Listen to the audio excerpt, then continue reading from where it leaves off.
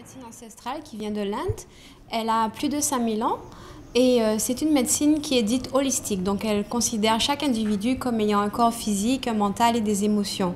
On considère chaque individu dans leur environnement et aussi le pays dans lequel il vit, les saisons et les personnes qui les entourent pour pouvoir les aider au niveau de leur santé. En Ayurveda, on a besoin de déterminer la constitution unique de chaque individu et pour faire cela, on va observer la personne, on va toucher sa peau pour pouvoir déterminer quel élément est prédominant chez chaque personne, et on va aussi prendre le pouls qui va nous dire quels sont les éléments qui sont en déséquilibre et quels sont les éléments qui ont besoin d'être nourris, renforcés. L'Ayurveda aide au niveau de l'alimentation, donc des conseils diététiques adaptés à chacun, à leur constitution, aussi des conseils sur le mode de vie, sur les plantes médicinales, et on a aussi des soins.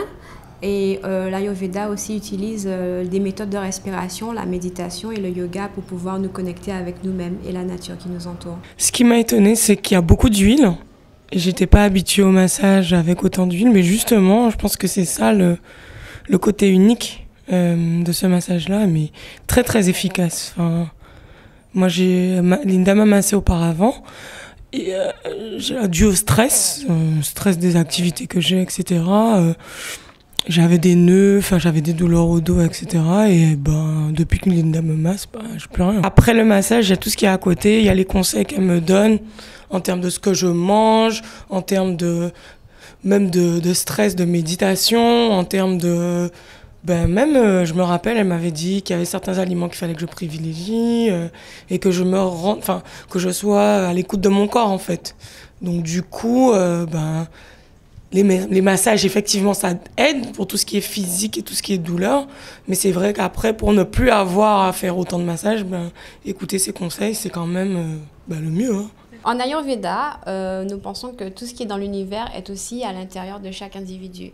Donc dans l'univers, nous avons les 5 éléments qui sont l'espace, l'air, le feu, l'eau et la terre.